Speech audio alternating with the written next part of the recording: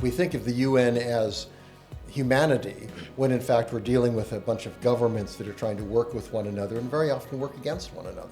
The UN is an organization built on its ability to prevent. And so when you measure an organization on the success of things that didn't happen, it is very difficult to actually kind of, in a non-biased, objective way, say the UN works.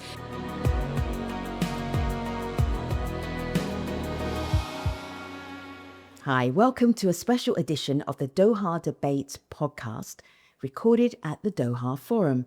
I'm Femi Oke, your host, but I will be moderating very lightly because the idea is for the guests to directly debate each other.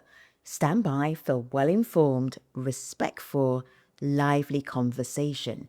So, today, can the UN be reformed? Joining the conversation, Nudhara Yusuf, Executive Coordinator for Global Governance Innovation Network at the Stimson Center, and also Doug Bandow, Senior Fellow at the Cato Institute, specializing in foreign policy and civil liberties.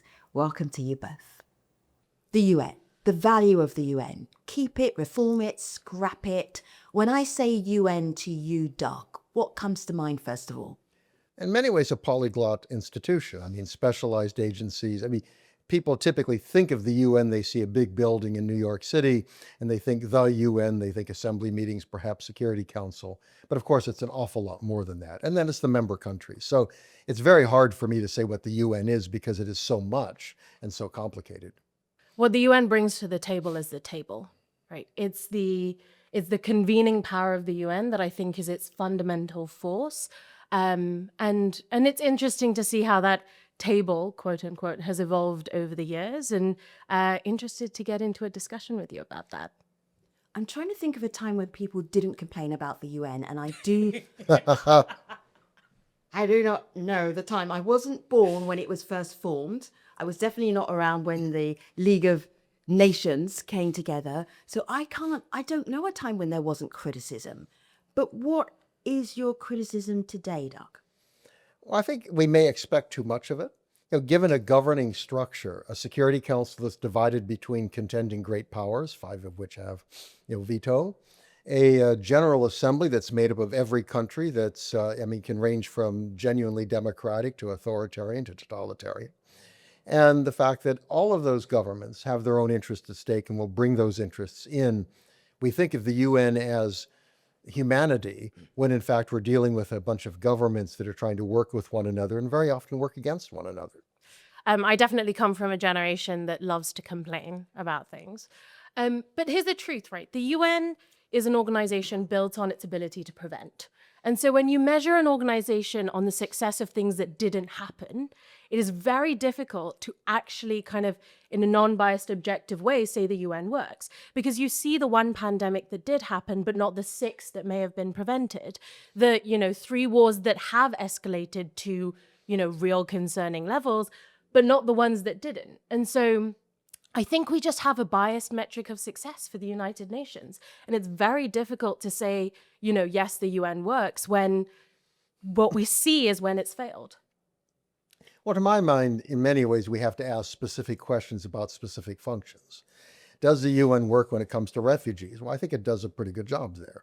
And part of the problem with specialized agencies is they don't get funded as they need to. In terms of humanitarianism.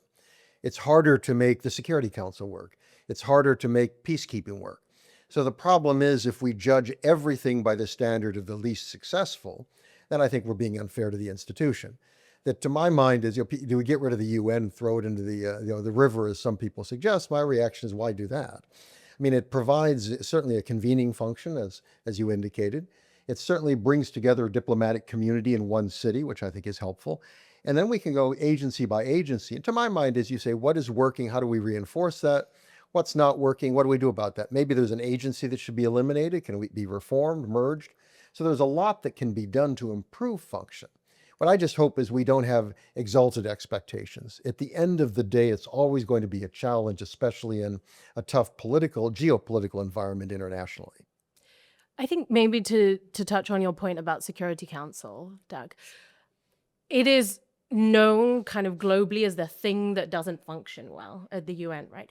I think shockingly, the success rate of the Security Council is quite high compared relative to the number of conflicts it has to deal with. So there's some interesting studies happening at Georgetown University, where if you go back to 1945 and look at all of the disputes that have happened around the world and the number of those that have then reached the Security Council agenda and the number of those that then escalate to conflict, I think the success rate of the Security Council is something like 86%, which is shockingly high for an organization that is known for not working, right?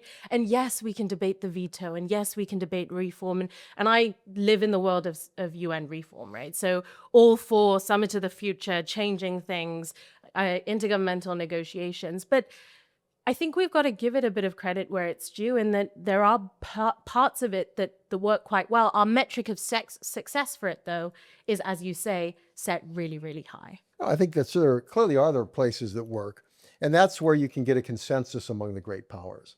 And the good news is, on a lot of the issues which are not seen as critical for anybody's national interest, it can work. What I suggest is we shouldn't be shocked that it's not working on North Korea, for example, or we shouldn't be shocked at, frankly, U.S. support for Israel and what that means for these kinds of issues strike me. They are there. We need to accept that. And the question is, how do we move past that?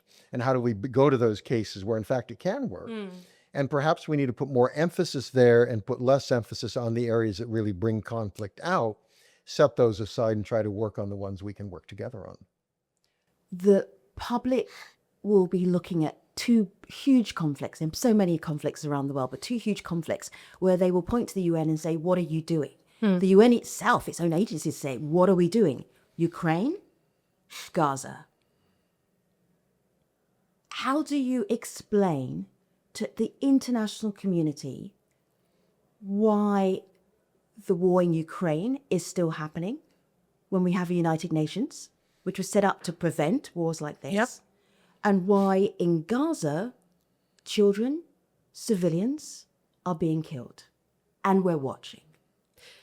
And I think, it's a difficult mirror that's being put up in front of the United Nations for sure at this stage. And I think something that is instigating issues like starting from COVID-19, actually. So going back to 2020, in the last 4 years have not been easy for multilateralism, to put it mildly. And I think that it comes from a couple different things. And just to kind of maybe address it in two ways. I'm curious as well, Doug, to see your views on this.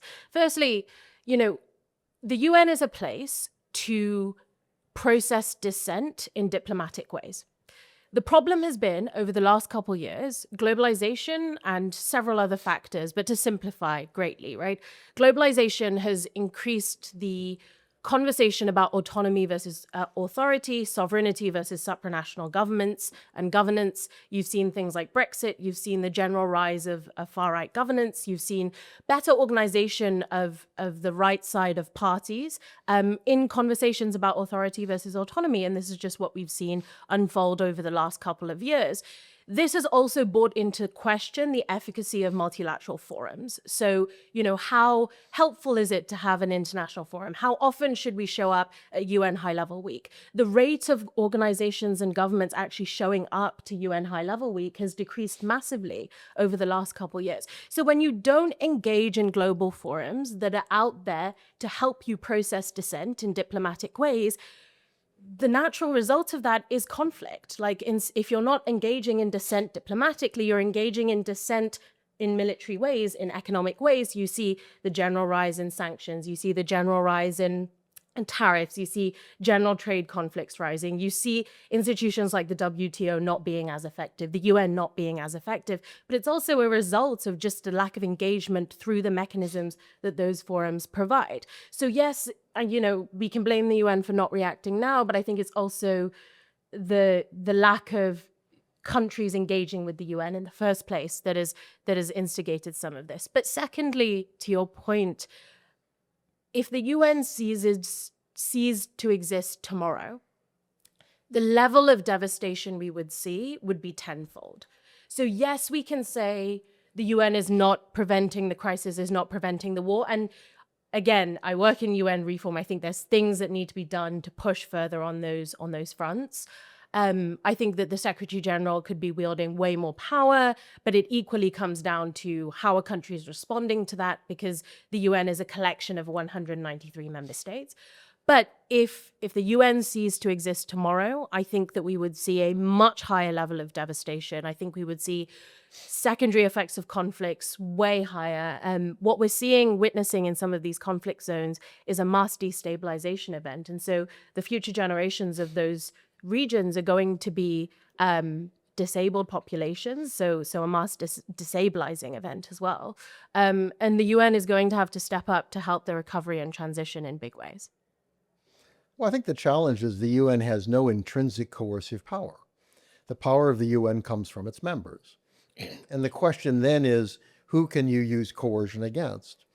So the advantage in the sense of dealing with somewhat lower level conflicts is if you get the great powers together, they might be willing to use both economic sanctions as well as military threats against lower ranking powers. And indeed, I think that can help stabilize. They have money, they have resources for aid, they have sanctions power, they have the potential of military intervention, that there's a number of tools that they can put at the disposal of the United Nations and put together, and they may very well be able to influence those.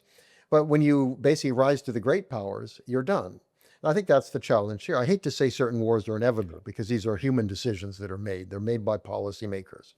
And so often I think they're completely wrong in those decisions. They're terrible in those decisions. And in both Gaza and Ukraine, my view is that the warring powers are absolutely wrong. And these are great tragedies. But the question is, who's going to stop them? And especially when one comes up with alliances and a whole kind of set of interests that kind of suddenly you have China and Russia together in different ways at the question of Ukraine. And you have the United States, and to at least some degree, United Kingdom, perhaps, maybe even France when it comes to Israel. You suddenly have a different way of looking at those conflicts. They no longer look at them with a dispassionate sense of we must prevent these conflicts. All of a sudden, they perceive their interests are brought into this. And the reality is most governments, especially powerful, great powers, act in their own interests. And for all the humanitarian rhetoric that we will hear, and we hear that constantly from Washington, from Brussels, and elsewhere, in the end, compromises are made. They very often are very bloody compromises. And I think in both of these cases, that's what we see, is that the great powers themselves are able to halt progress and processes moving forward, and they have allies and others around them. So suddenly the UN can't operate, and that's my view of where we shouldn't expect too much in the sense understanding some of these conflicts. I mean, in certain ways, it's unfair to say the UN has failed. It's the countries that are part of the UN that have failed. They have failed to use an instrument that is there, and they failed, I think, not surprisingly, but tragically. Yes, but also, I'd maybe push back, Doug, on the idea that coercion is the way to kind of push these ideas forward, or it's a case of, is the UN, where's the coercive power of the UN? I think with the evolving world order, we see, yes, if you look at the post-World War kind of multilateral system, you had US coercive power, post-World War unilateral kind of governance. Sure, coercion was the forefront of multilateralism and international relations. If you kind of go back further than that, you had the Cold War or forward, you have the Cold War era. And so again, kind of coercion, it was one versus the other. And I think we're trying to push multilateralism into a US-China kind of binary now. Again, trying to understand the problem from a coercion lens. I think we've got to learn from countries like India and Brazil that are using their ability to be friends with everyone. And so not necessarily coercive power, but actually more of a multi-aligned governance system to end up being kind of the players that we're going to have to turn to very soon when we need support with mediation. So when it comes down to, we've got pockets of governance regimes and everyone's playing by their own rules and their own clubs, we're going to need to know the people who are members of all of the clubs, and they're going to become the global superpowers very quickly. And we can see that in the way that they're planning their foreign policy systems. So I think the future of multilateralism is going to move away from coercion and are you playing by my rules or someone else's rules, and actually towards who is able to understand everyone's rules and play by all of them. And I think the UN should probably also move into that framework. And I think, frankly, in my view, yes, we can always analyze government incentives through realist school of thought, and they're going to put their interests first. But I think in a highly, highly interdependent world, weaponizing that interdependence is only going to take us so far. Well, I would prefer to move to a world without nearly as much coercion. I spend most of my days writing why the United States should not use coercion constantly at every opportunity in its perceived interest. So from my standpoint, that I'd love to see that world. I just don't think we're there. And to my mind, if the question is why are conflicts occurring, we're almost always dealing with issues that are very hard to resolve through mediation and other factors. I think the good news is, again, if you have a regional dispute, that the specter of potential coercion behind that, whether it be sanctions or others of great powers united, actually helps push a diplomatic process. The one can imagine trying that the parties recognize it's probably not in their interest to move forward in a way that they might have if you have that kind of specter behind them. The challenge, I think, at a question of Israel is, where is that? Yeah. And I wish Israel would take would be more willing to use mediation and other tools. I wish Russia would have. I wish the United States would have. So I think that we're still in that world. The question is, what does it take to move the great powers out of that world? And to my mind, if we could move them out of that world, the UN is likely to work much better. But until we do, I think we have to recognize we're going to be dealing with some of these, what will look like massive failures. But in a sense, that's not what the UN, it does not have the tools independently to deal with those kind of crises. So I'm thinking reforming the way the global order works or reforming the UN. What comes first and what is most realistic? Well, you've just asked us a chicken and egg problem. Because again, it's this thing, right? In that our understanding of the United Nations is that it's this own thing. It's the UN that you see in New York, Geneva, Nairobi, Vienna. They're all the secretariat system for 193 member states. And I think that fundamental understanding gives us the ability to analyze the UN as if the world order is shifting and having a uncomfortable puberty period, right?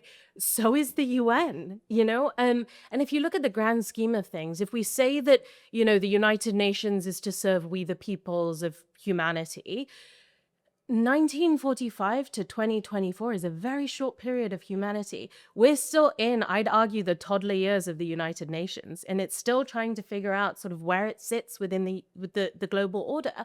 And at the same time, you're throwing at it externalities, not just like, multilateral world order shifting, new rising world powers, different development models coming our way, but you're also looking at uncertain climate change, general rising uncertainty, pandemics, conflict, and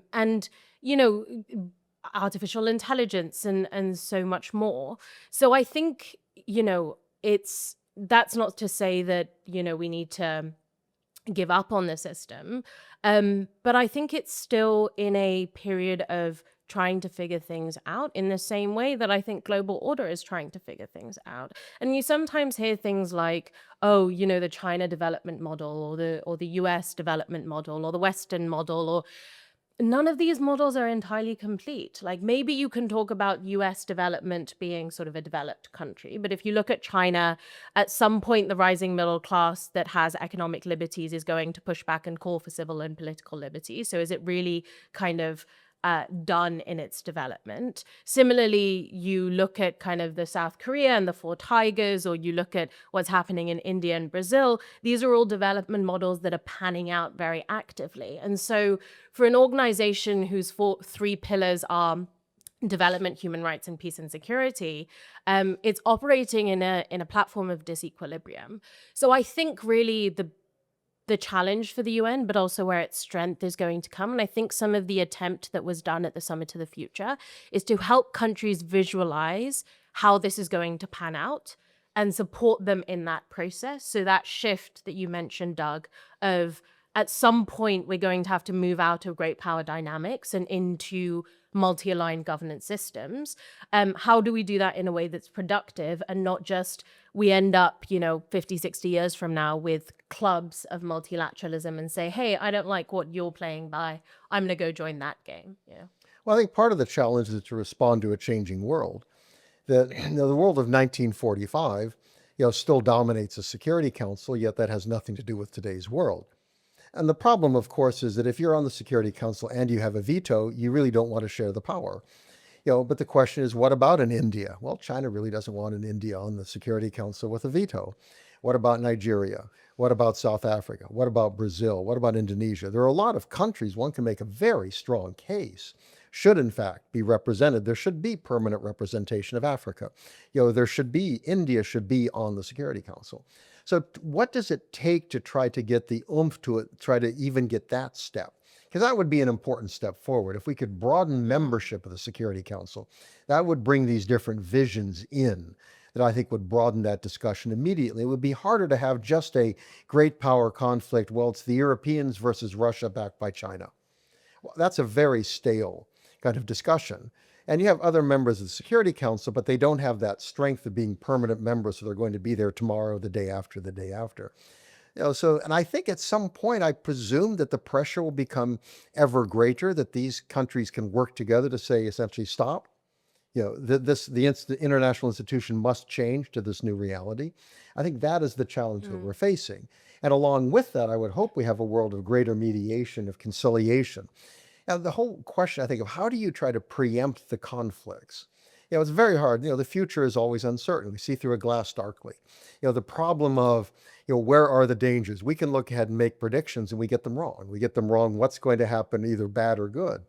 But that's something where I think the UN potentially, given us a range of institutions of humanitarian, of aid, economic development, if one could better focus several different measures coming through the UN being perceived as this nonpartisan institution as opposed to just one great power or another, one would love to be able to preempt some of those conflicts. And it would help if we were able to downplay the great power. Yeah, and I think part of that comes with being more innovative about the way that we think about reform. The veto Security Council expansion, yes, we can increase the number of permanent members, but there's also, and people have said, oh, would India have a veto? Would Brazil have a veto? What about the vetoes that already exist?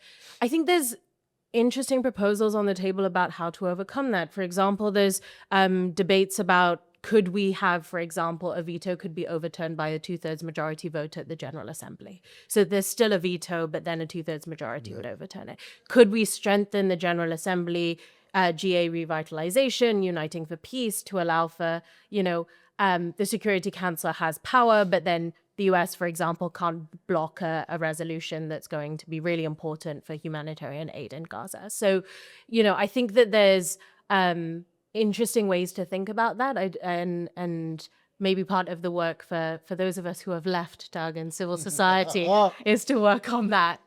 Well, I do think that half steps can be useful. Yeah. Expanding the Security Council, even if the present veto system remains, would be useful.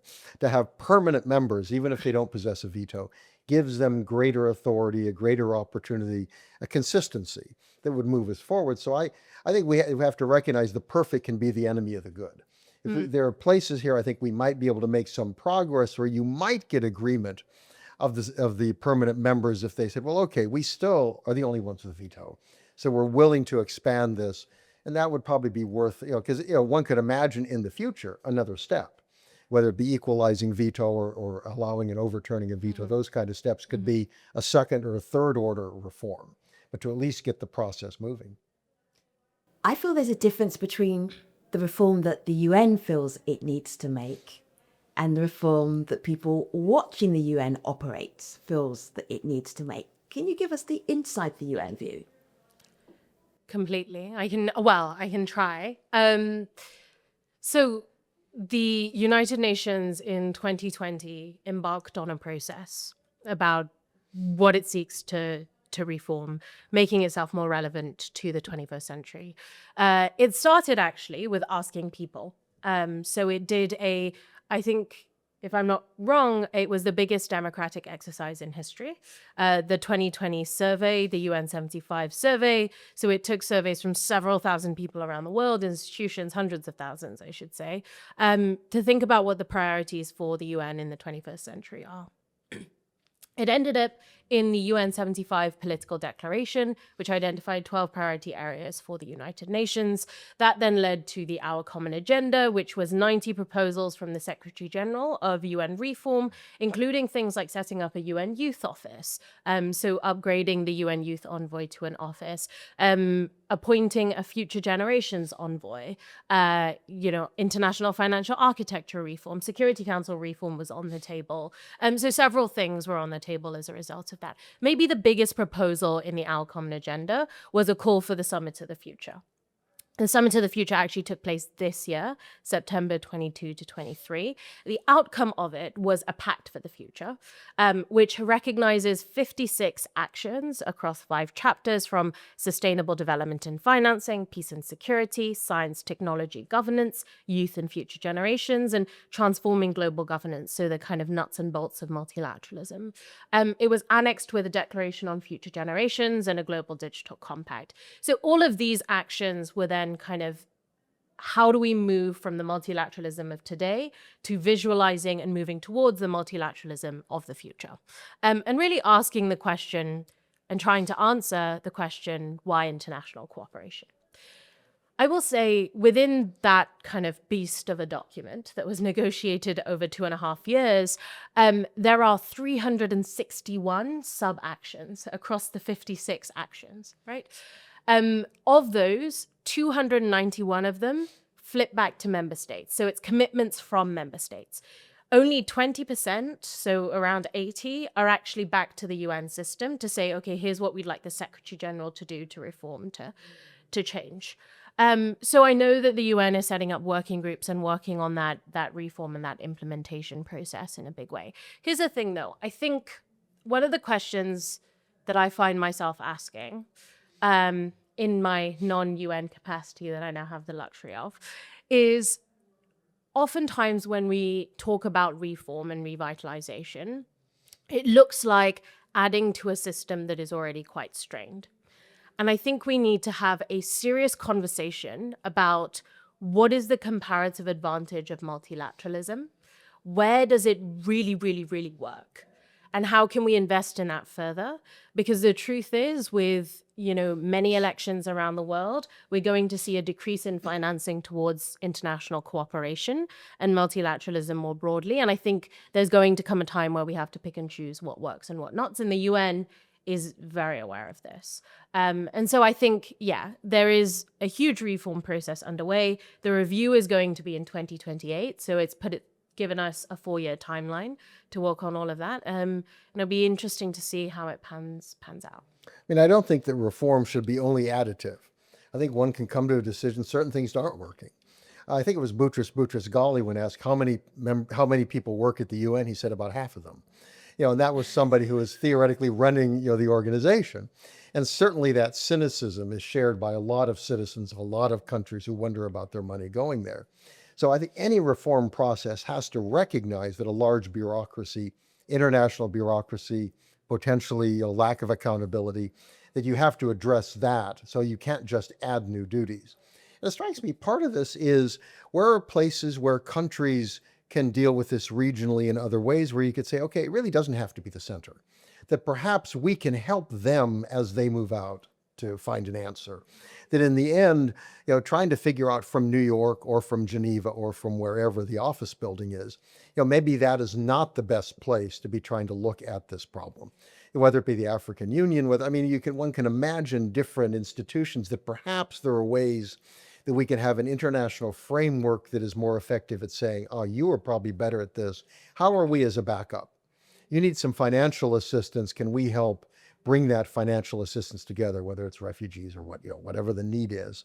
So I'd like part of the reform process to be willing to look and say, maybe that's not the best place for the UN. I think things like nuclear nonproliferation, the UN is very important, IAEA, et cetera, these kind of institutions.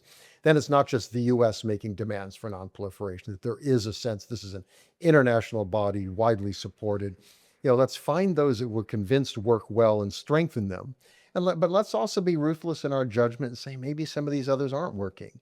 And if you want to be serious about reform and get support for it, especially from, look, we're living in a world in which German government has fallen, French government has fallen, Donald Trump is going to be president again of the United States. You start going down the list, we're having election issues in Romania.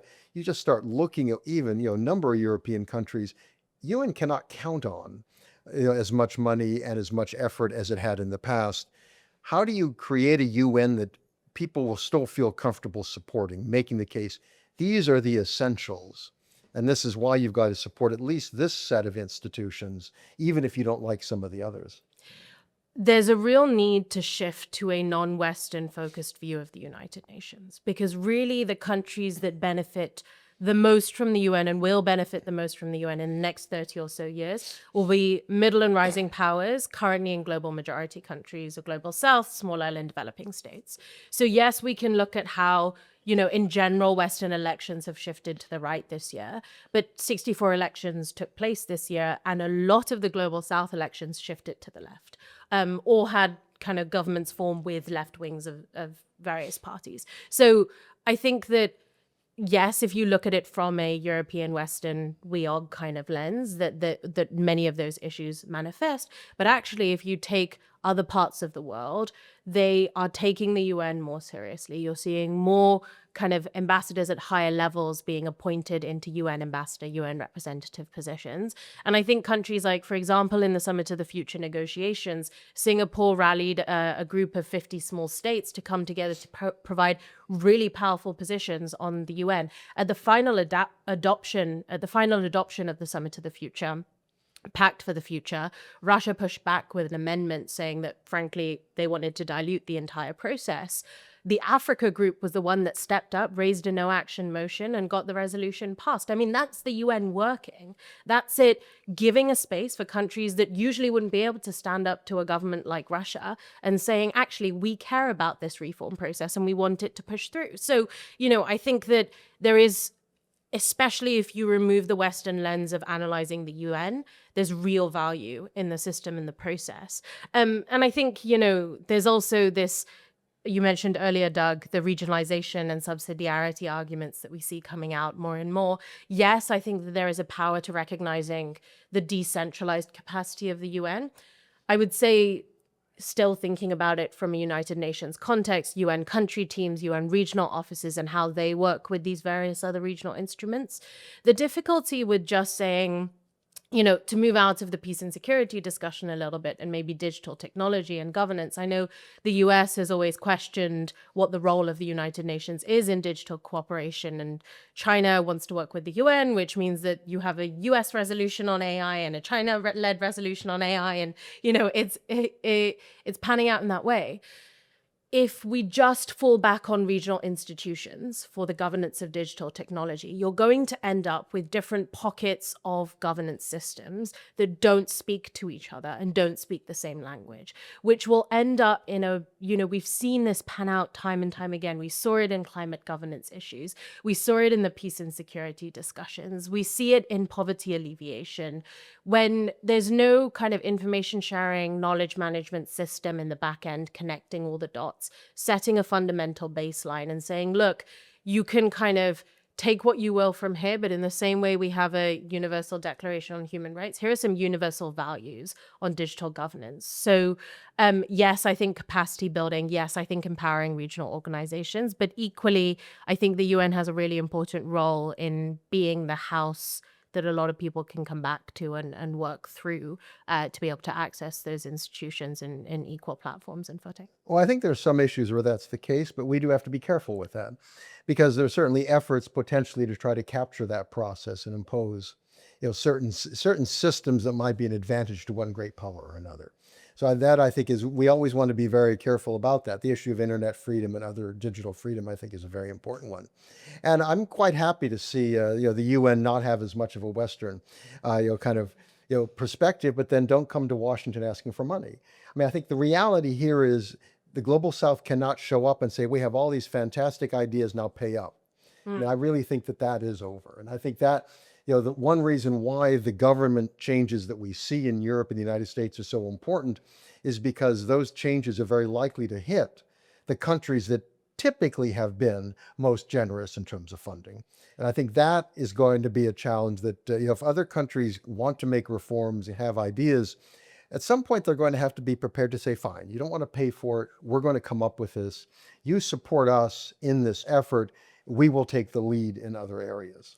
I think that's where the trusted multilateralism conversation comes in, though, because the truth is countries have committed to financing for development. Countries have committed to climate governance. And if you look at the history of development justice, I mean, the US continues to be the largest polluter in the world. And if they say, oh, we're not going to agree to the Paris climate, and we want you to use green technology to reform, but we're not going to pay you to do that. And, in the very little bit of carbon, space that's left in the world, we want to occupy 50% of it. And you developing countries have this tiny bit that you get, but you don't get the financing for it. You can see why there's just a general lack of trust there. Oh, sure.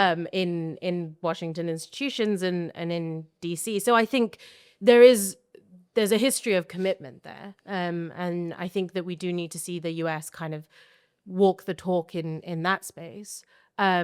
But I think it's going to be interesting to see how this administration handles that. But I just think practically, if Global South wants to try to push its own set of initiatives, it can't expect that it can approve those initiatives and then put out its hand and the US and Europe will pay for them. Because I do think we're moving into a much more difficult world. The US spends more than $1 trillion a year on interest alone. I mean, my view is the US is functionally bankrupt. European countries face a lot of these same challenges. And with these new governments that are coming in, trying to get money for UN reform and expanded functions is going to be much more difficult. I think it then plays out in terms of sort of who is playing allyship with who, right? Because if the US and the EU are not going to put out funding, then countries are going to move to places like China, like others, where there is financing capital. And so then for the US to turn around and say, oh, we want to make sure that the China growth model and us. So I think that there's a bit of roundabout thinking that needs to happen. Let's say that policymaking in Washington is rarely rational and consistent, unfortunately. And on that note, I would like to ask if during this conversation, either of you changed each other's mind or you heard a perspective that resonated. Well, I think the idea of Global South coming forward and with other states trying to come up with a changed agenda is very useful. And I think the notion of a number of initiatives coming from that is quite hopeful, that in fact there are opportunities of change that I would say perhaps in many ways are incremental, but if you add them together could be significant. It could add to the value of the United Nations. I think some of the points Doug made in terms of we really need to understand the incentive structures that drive some of these governments. I think the UN sometimes sets an expectation and banks on the commitment that a country has put forward, but countries don't necessarily follow through on that. And that's driven by incentive structures that, as Doug, you pointed out. So I think when the fourth International Conference on Financing for Development is coming up in Sevilla in July, I think some of the things that you mention of, what is the ask? Where is it coming from? How are we going to handle the way that we do development financing is something I'm definitely going to be thinking about deeply. Thank you both.